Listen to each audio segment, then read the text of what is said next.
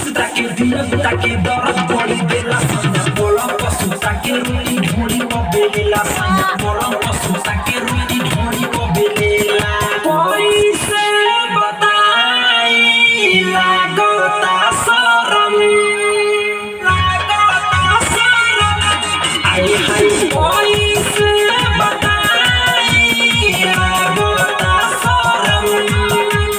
चढ़ली जवानी हमर हो जाता गरम ताके दिया ताके दर्द बड़ी देला सैया बोला पशु ताके रोटी ढोड़ी को बेलेला सैया बोला पशु ताके रोटी ढोड़ी को बेलेला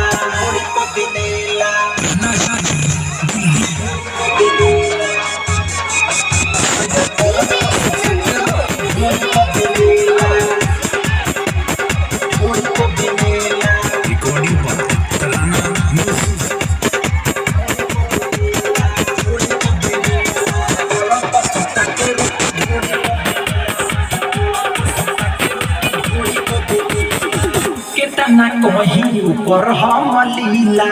डाली के पानी लहंगा को दे लगीला आए हाय केतना कहीं ऊपर हम लीला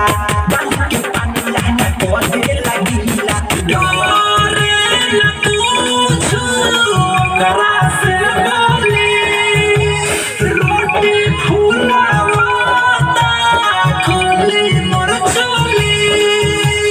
बात बात में हमके फंसा के राइसिया को दिला सैया बोला पशु ताके रोटी ढोड़ी को बेलेला सैया बोला पशु ताके रोटी ढोड़ी को बेलेला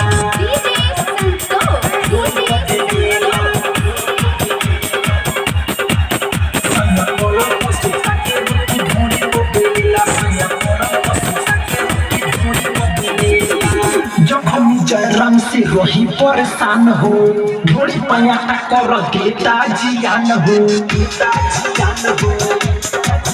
हो जब हम जयराम से रही परेशान हो ढोड़ी पयाटा कर देता जियान हो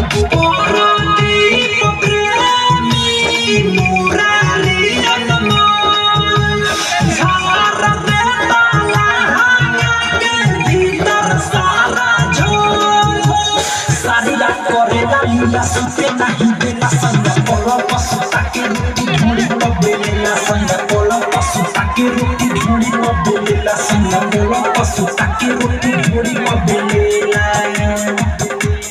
ढोड़ी को बेलेला